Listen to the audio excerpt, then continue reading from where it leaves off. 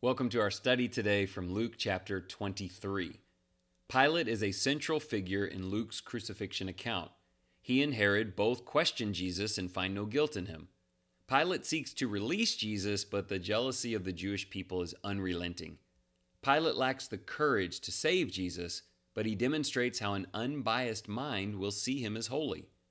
As Christ is crucified, Luke's account notes three things he says on the cross. He asks God to forgive his killers, for they do not know what they are doing. He extends salvation to the repentant criminal, and he commits his spirit into the Father's hands. These statements demonstrate his endless love and mercy and his complete trust in the Father. Following his death, a righteous man named Joseph is permitted by Pilate to bury Jesus. Here are some takeaway ideas from this important chapter. Pilate is confronted with a choice: to side with an innocent man and risk his standing, or to turn from Jesus and give in to the demands of sinners. We know he chose poorly. But if we see Jesus for who he is, then discipleship will be even more than just claiming his innocence. We must defend his honor. Perhaps Jesus' honor is best shown by who he is while dying on the cross. His words reveal the depth of his righteousness. We can see how deeply he loves mankind. In his image, we must prove our character by how we speak and how we behave under harsh and unkind treatment. Even in death, Jesus trusted that God would take care of him. We want to respect who Jesus is, and we want to try to emulate him when we can. 3 questions for the day. Question 1, Pilate is such a tragic character. He knew the truth and lacked courage.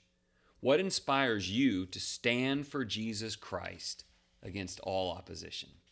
How is your faith stronger than his? Question 2, both criminals mocked Jesus. One repented, and Christ saved him. What does that say about Jesus' willingness to save those who believe in him? If we understand this right, he went straight from cursing him to calling on his name, and Jesus responded. And then thirdly, a centurion saw Jesus die and said, quote, "Certainly this man was innocent." How important is grace under fire in showing righteousness to others? What I'm getting at there is Jesus was impressive in the way that he took all of this, and it even convinced the centurion of who he was. Let's pray together. Giving Father, you have shown your grace in giving your only Son to die on the cross to redeem us from our sins. We pray to have the cross always on our minds and to live each day in the shadow of that sacrifice.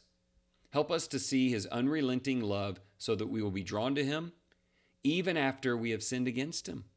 We are the criminal on the cross, saved by Christ as we repent and turn to him. Father, we also commit to a character that mirrors our Savior. Help us to shine in the darkness. Keep in mind that may be the number one way you share Jesus today is by imitating his character under fire.